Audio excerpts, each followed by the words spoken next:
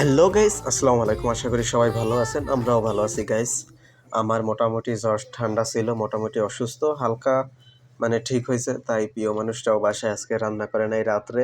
তাই আজকে আমি অসুস্থ, ও মোটামুটি শরীরটা ভালো লাগে না, তাই ও আজকে রান্না করে নাই বাসায়। আজকে ডিউটি থেকে চলে আসলাম একদম রেস্টুরেন্টে খাওয়া দাওয়া করতে দুইজনেই গাইস। এই যে রেস্টুরেন্টে আসলাম, এখনই দুইজনে আসে বসলাম।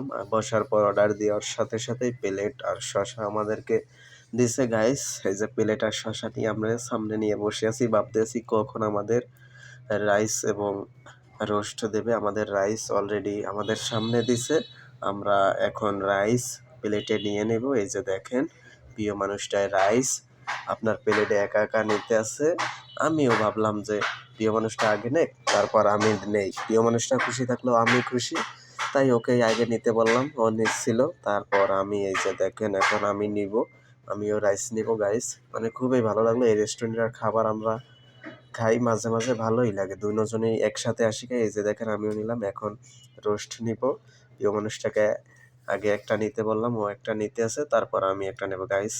মানে শখের মানুষটাকে নিয়ে, মানে টাকা ইনকাম কম, কিন্তু শখের মানুষটাকে নিয়ে সারা জীবন একসাথে থাকতে চাই। ভালোবাসাটা জানি সারা জীবন দোনোজনার প্রতি দোনোজনারই থাকে। টাকা কম হইলেও কি ভালোবাসাটা খুবই বেশি, এবং চাওয়া পাওয়া অতটা নয়, কিন্তু অল্পতেই আমরা খুশি হই এবং প্রিয় মানুষ এই অল্পতে খুশি হয়।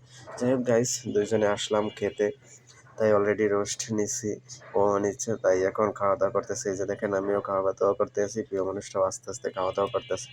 ওর আবার একটু বেশি, তাই ও আস্তে আস্তে খাইতে পছন্দ করে। তাই আমি তাড়াহুড়া করে খেতেছিলাম, আমার অনেক ক্ষুধা লাগছিল, তাই আমি তাড়াতাড়ি খেতেছিলাম, আর প্রিয় মানুষটাও আস্তে আস্তে খাইতেছে।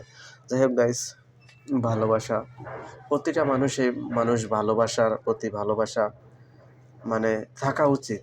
যাকে ভালোবাসে তার প্রতি ভালোবাসাটা খুবই জরুরি। আর সবাই মানুষ প্রেমে একবার না একবার পড়েই। অনেক মানুষ হাজারবারও প্রেমে পড়ে, তারপরও প্রেমের সফলতা বা ওইভাবে ভালোবাসার মানুষকে পায় না। তাই আমি প্রিয় মানুষটাকে অনেক কাছে পাইছি। যাই হোক, অবশেষে খাওয়া-দাওয়া করে কোয়েল পাখি নিতে চলে আসলাম। প্রিয় মানুষটা কোয়েল পাখি খুবই, খুবই পছন্দ করে। আর কোয়েল পাখিগুলোর ডিমও ছোট, খুবই ভালো লাগে। তাই প্রিয় মানুষের জন্য কোয়েল পাখির ডিমগুলা নিয়ে নিলাম। গাইস, আমাদের খাওয়া-দাওয়া শেষ, কোয়েল পাখিও কেনা শেষ। এখন আমরা একটু পরেই বাসায় চলে যাব। সবাই ভালো থাকবেন, সুস্থ থাকবেন, আর আমাদের জন্য দোয়া করবেন। আমরাও আপনাদের জন্য দোয়া করি।